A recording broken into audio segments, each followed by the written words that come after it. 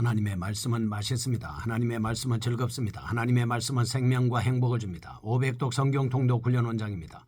여수 살리는 교회 임기환 목사가 하나님의 말씀을 봉독하고 전하는 시간입니다. 함께 하시면 기적이 일어납니다. 알람을 설정하시고 들으시면 좋겠습니다. 본 방송은 유튜브에서 성경 통독 임기환 검색하시고 구독하시면 계속되는 하나님의 말씀 업데이트를 통해서 은혜 받으실 수 있습니다. 오늘은 시편 22편을 봉독하고 말씀을 전하겠습니다. 시편 22편. 다윗의 시 인도자를 따라 아엘렛살에 맞춘 노래. 내 하나님이여 내 하나님이여 어찌 나를 버리셨나이까. 어찌 나를 멀리하여 돕지 아니하시오며 내 신음소리를 듣지 아니하시나이까. 내 하나님이여 내가 낮에도 부르짖고 밤에도 잠잠하지 아니하오나 응답하지 아니하시나이다. 이스라엘의 찬송 중에 계시는 주여 주는 거룩하시니이다. 우리 조상들이 주께 의뢰하고 의뢰하였으므로 그들을 건지셨나이다. 그들이 주께 부르짖어 구원을 얻고 주께 의뢰하여 수치를 당하지 아니하였나이다. 나는 벌레요 사람이 아니라 사람의 비방거리요 백성의 조롱거리니이다. 나를 보는 자는 나를 비웃으며 입술을 비죽거리고 머리를 흔들며 말하되 그가 여호와께 의탁하니 구원하실 걸 그를 기뻐하시니 건지실 걸 하나이다. 오직 주께서 나를 모태에서 나오게 하시고 내 어머니의 젖을 먹을 때 의지하게 하셨나이다. 내가 날 때부터 주께 맡긴 바 되었고 모태에서 나올 때부터 주는 나의 하나님이 되셨나이다. 나를 멀리하지 마옵소서. 환난이 가까우나 도울 자 없나이다. 많은 황소가 나를 애워싸며 바산의 힘센 소들이 나를 둘러쌌으며 내게 그 입을 벌림이 찢으며 부르짖는 사자 같으니이다. 나는 물같이 쏟아졌으며 내 모든 뼈는 어그러졌으며 내 마음은 밀랍 같아서 내 속에서 녹았으며 내 힘이 말라 질그릇 조각 같고 내 혀가 입천장에 붙었나이다. 주께서 또 나를 죽음의 진토 속에 두셨나이다. 개들이 나를 애워쌌으며 악한 무리가 나를 둘러 내 수족을 찔렀나이다.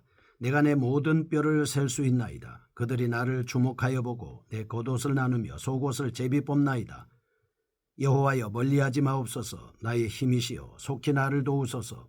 내 생명을 칼에서 건지시며 내 유일한 것을 개의 세력에서 구하소서. 나를 사자의 입에서 구하소서. 주께서 내게 응답하시고 들소의 뿔에서 구원하셨나이다. 내가 주의 이름을 형제에게 선포하고 회중 가운데에서 주를 찬송하리이다. 여호와를 두려워하는 너희여 그를 찬송할지어다. 야곱의 모든 자손이여 그에게 영광을 돌릴지어다. 너희 이스라엘 모든 자손이여 그를 경외할지어다. 그는 곤고한 자의 곤고를 멸시하거나 싫어하지 아니하시며 그의 얼굴을 그에게서 숨기지 아니하시고 그가 울부짖을 때에 들으셨도다. 큰 회중 가운데에서 나의 찬송은 주께로부터 온 것이니 주를 경외하는 자 앞에서 나의 서원을 갚으리이다. 겸손한 자는 먹고 배부를 것이며 여호와를 찾는 자는 그를 찬송할 것이라. 너희 마음은 영원히 살지어다. 땅의 모든 끝이 여호와를 기억하고 돌아오며 모든 나라의 모든 족속이 주의 앞에 예배하리니 나라는 여호와의 것이요 여호와는 모든 나라의 주제의 심이로다. 세상의 모든 풍성한 자가 먹고 경배할 것이요 진토 속으로 내려가는 자 곧 자기 영혼을 살리지 못할 자도 다 그 앞에 절하리로다. 후손이 그를 섬길 것이요 대대의 주를 전할 것이며 와서 그의 공의를 태어날 백성에게 전하며 주께서 이를 행하셨다 할 것이로다. 아멘. 시편 22편입니다. 비탄을 극복한 감사와 찬송을 드리고 있습니다. 메시아의 고난과 승리를 예표적으로 보여주고 있습니다. 1절에서 8절 버림받은 자의 고통스러운 탄식이 드러나 있고 9절에서 21절 두려운 현실 속에서 하나님의 도움에 대한 간구가 나타나고 있습니다. 22절에서 31절 응답하시는 하나님에 대한 찬양이 선포되고 있습니다. 이 시는 사무엘상 23장 24절에서 29절까지 나오는 다윗이 사울에게 박해를 받으며 온갖 순환을 당하는 상황 속에서 쓰여진 것이라고 볼 수 있습니다. 이 시기에 다윗이 구체적으로 어떤 고통을 받았는지 자세히 알 수는 없지만 매우 극심한 고통 가운데 처해 있음은 분명한 사실입니다. 다윗은 자신에게 임한 무서운 재난을 목격합니다. 마치 하나님께서 자신을 완전히 버린 것처럼 낙심하였습니다. 이러한 자신의 심정을 본시에서 처절하게 묘사하고 있습니다. 이러한 본시는 신약 성경에 의해서 그 의미가 더욱 분명해집니다. 마태복음 27장 46절에서 예수께서는 십자가에서 하나님으로부터 버림받는 고통을 표현할 때 본시에 나타난 다윗의 울부짖음을 사용하셨습니다. 그리고 14절에서 17절까지 본시의 내용은 예수 그리스도의 순환과 일치하고 있습니다. 십자가에서 못 박혀서 손과 발에 극심한 통증을 느끼며 괴로워하는 모습이 문학적으로 표현되어 있기 때문입니다. 18절과 마태복음 27장 35절에는 아울러 십자가상의 주님을 비웃는 무리들이 주님의 옷을 찢어 나누어 가지고 그 속옷을 소유하기 위해서 제비뽑기하는 장면이 생생하게 그려지고 있습니다.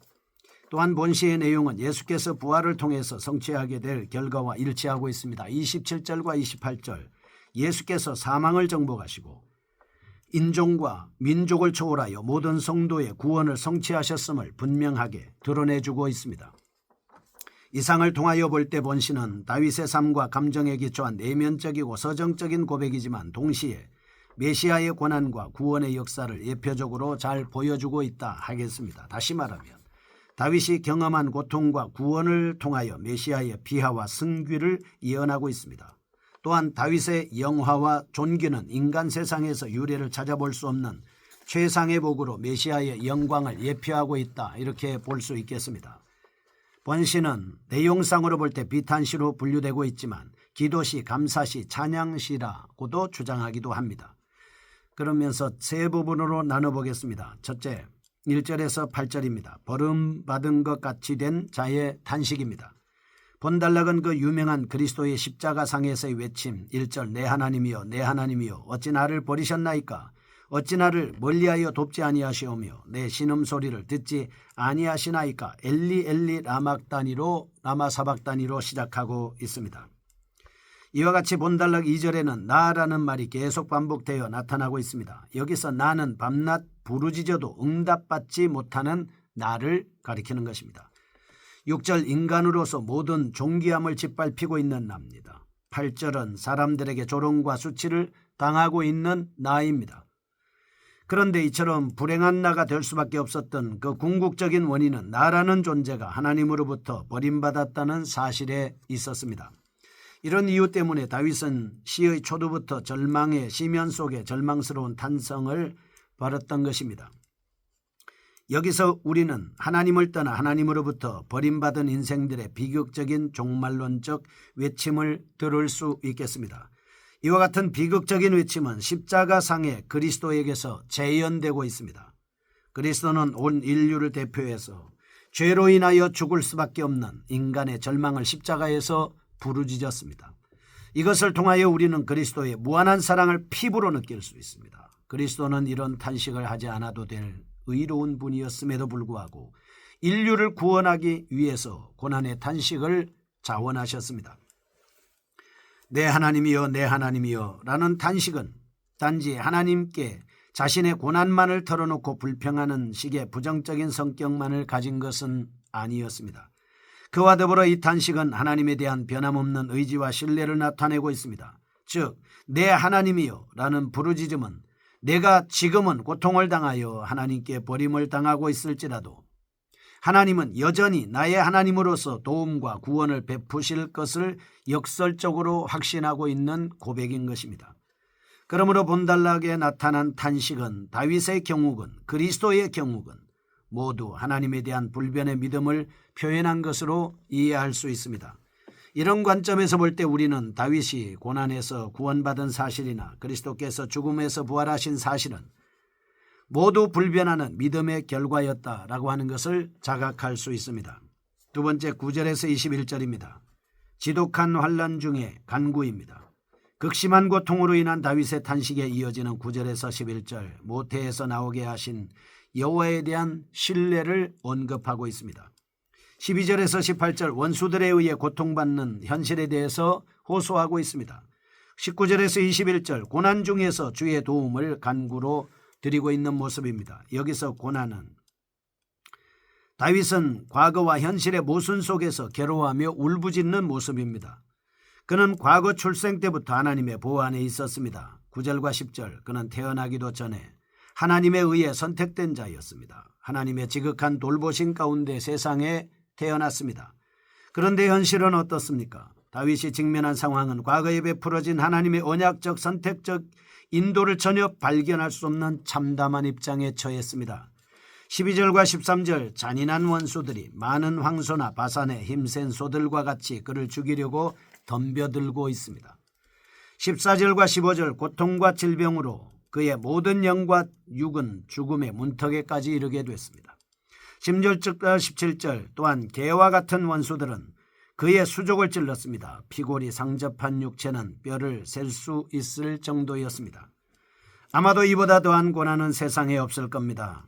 이러한 다윗의 그 심한 고통은 바로 예수 그리스도의 고난을 예표적으로 보여주고 있다 하겠습니다.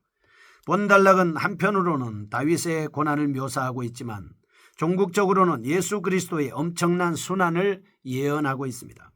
그리스도는 처음부터 거룩하신 분이요 처음부터 하나님의 아들이셨습니다. 그러나 예수 그리스도는 고난을 통해서 인류의 구원을 위해 십자가를 지고 계신 것이었습니다. 이런 사실을 통해서 우리는 하나님의 선택받은 백성은 전파해야 합니다. 하나님의 백성들일지라도 세상에서 여러 가지 고난을 만나게 될 수 있다는 사실입니다. 구원받은 성도가 이 세상에서 고난을 당하지 않고 주님의 품에 안길 수만 있다면 그보다 더 좋은 것은 없을 겁니다. 그러나 현실은 그렇지 않을 때가 많습니다. 성도는 그리스도의 의로우신 순환을 기억하면서 환난을 당할 때 인내해야 합니다. 나중까지 견디는 자가 참는 자가 구원을 받을 수 있기 때문입니다. 예수 그리스도 안에 있으면 환난당한 것이 유익이 되고 주의 율례를 배울 수 있다 말씀하고 있습니다. 세 번째입니다. 22절에서 31절 기도의 응답에 대한 찬양입니다. 22절에서 24절 구원받은 후 여호와께 드리는 찬송입니다. 25절에서 26절 고난받을 때 서원한 대로 드리는 감사제입니다. 27절에서 31절 하나님 나라의 확장과 영원함에 대한 찬미로 구성되어 있습니다. 여기서 다윗이 부르는 승리의 노래는 한마디로 우주적 성격을 내포하고 있습니다. 27절 다윗은 땅끝에 사는 이교도들이 여호와께 회개하고 돌아온다 말씀하고 있습니다. 28절 여호와께서 이방민족의 통치자가 되고 29절 또한 가난한 자나 부유한 자를 막론하고 모든 종류의 인생이 그 앞에 겸비하게 된다 하는 것입니다. 30절과 31절 후손들이 대대로 하나님께 영광을 돌리게 될 것입니다. 우리는 여기서 다윗의 사유의 폭이 얼마나 광대하며 우주적인 것인가를 알 수 있게 됩니다. 다윗은 하나님 나라의 영원성과 광대함을 믿고 있습니다. 자연적으로 하나님의 우주적 왕권을 강조하고 있습니다. 그렇다면 다윗이 말하는 하나님의 나라는 과연 어떤 나라입니까? 우선 말 그대로 하나님의 나라는 하나님의 통치가 실현되는 이상적인 공간을 의미하고 있습니다. 26절 하나님의 나라에서는 심령이 가난한 자가 초청되어 풍성한 영의 양식을 먹게 됩니다. 그들은 이 양식으로 영생을 얻게 되는 것입니다. 또한 이 나라에서는 빈부귀천의 차별이 없습니다. 24절 하나님은 자비하시고 공의로우신 분이기 때문에 공고한 자로서의 부르짖음을 멸시하지 아니하시고 그의 부르짖음을 들으시며 불의한 자를 처벌하십니다. 29절 빈부의 격차와 무관하게 모든 사람은 차별 없이 하나님의 나라에 참여할 수 있습니다. 27절 아울러 이러한 하나님의 나라는 온 세계에 확장되어 나갈 것입니다. 그 결과 땅끝에 사는 모든 민족들이 하나님 앞에 돌아오게 될 겁니다. 교훈입니다. 첫째, 하나님의 나라는 어떠한 방해에도 불구하고 영원할 것입니다. 인류는 하나님을 방해할 수가 없는 겁니다. 둘째, 이 세상의 유일한 통치자는 여호와 한 분뿐이십니다. 하나님만이 세계를 지배하고 우주를 통치하시는 겁니다. 셋째, 우리는 하나님 나라의 확장을 위해서 오직 예수 그리스도의 순환과 부활을 전파해야 됩니다. 너희는 온 천하에 다니며 만민에게 복음을 전파해라. 우리의 사명입니다. 거룩하신 하나님 아버지, 순환을 참고 견뎌 하나님의 말씀을 증거하는 예수 그리스도처럼 우리가 주님의 복음을 전하는 저희가 되게 하여 주옵소서. 예수님의 이름으로 기도합니다. 아멘. 여수 살리는 교회 임기환 목사였습니다. 지금 극동방송을 듣게 하세요. 기적이 일어납니다. 우리는 지금 생명을 전하고 있습니다.